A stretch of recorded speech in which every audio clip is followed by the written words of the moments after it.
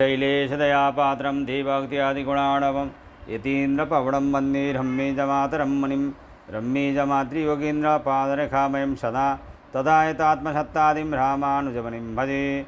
लक्ष्मीनाथसमारम्भं नाथयामुनमध्यमाम् अस्मदाचार्यपर्यन्तां वन्दे गुरुपरम्पराम्। श्रीमच्छठारियतिराजकृपावलम्बं सौम्योपयेन्द्रिगगनाद्रिमणीन्द्रभक्तं वेदान्तयुग्मविशदीकरणप्रवीणं रामानुजं यतिवरं गुरुमाश्रयामः।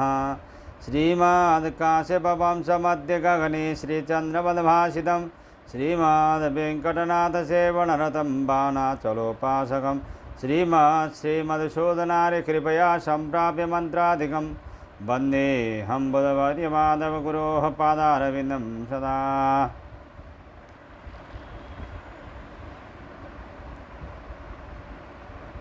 भूमाधिकरण पूरा करके हम लोग अब अक्षराधिकरण में प्रवेश कर रहे हैं। श्रीमद् जगद्गुरु रामानुजाचार्य प्रणीतः वेदांत सार में अथ अक्षराधिकरणम।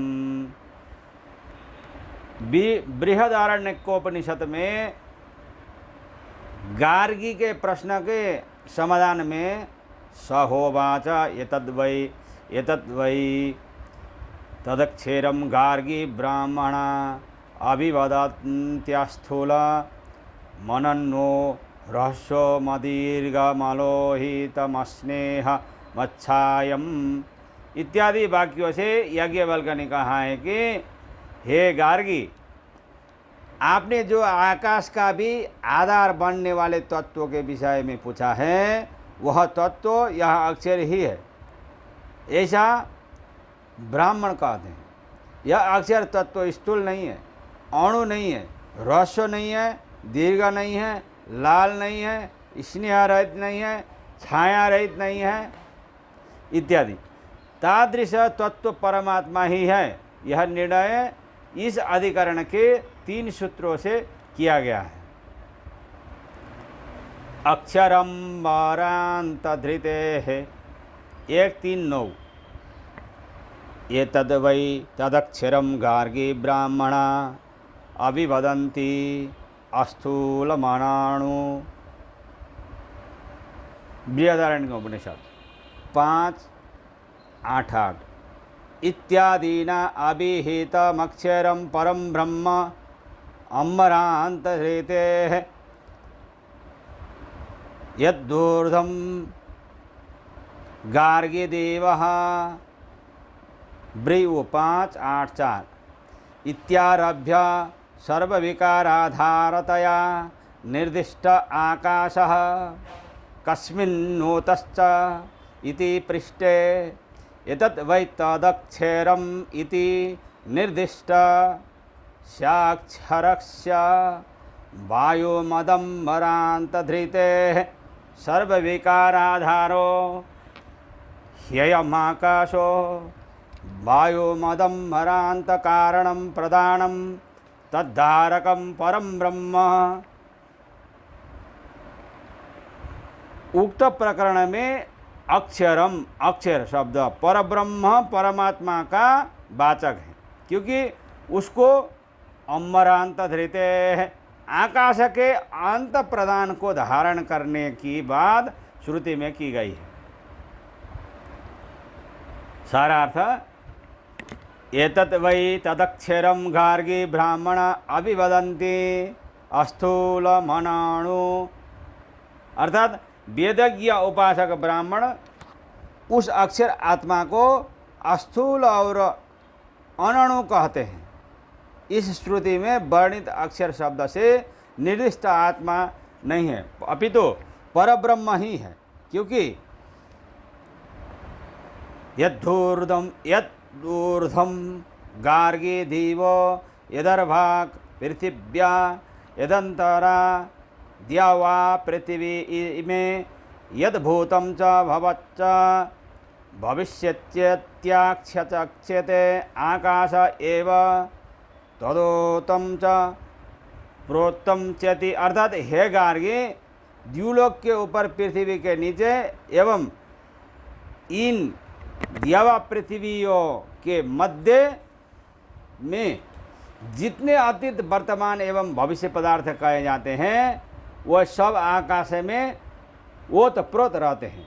इस श्रुति से आरंभ करके समस्त विकार वस्तुओं का आधार आकाश को ही बताया गया है। वह आकाश या भौतिक आकाश नहीं है जिसमें वायु चलती रहती है, अतएव वायु वाला आकाश कहा जाता है। वह आकाश सर्व विकारों प्रकृति से उत्पन्न वस्तुओं का आधार नहीं हो सकता, किंतु यह आकाश प्रकृति तत्व ही है जो नाम रूप विभाग रहित होने से अव्याकृत कहा जाता है। इसके बाद गार्गी ने यह पूछा कि कस्मिन्नु खल्वाकाश वोतश्च प्रोतश्च, अर्थात यह आकाश अव्याकृत प्रकृति तत्व किसमें ओत प्रोत रहता है, तब उस आकाश अर्थात अव्याकृत प्रकृति तत्व के आधार रूप में याज्ञवल्क्य ने इस अक्षर तत्व का वर्णन किया है।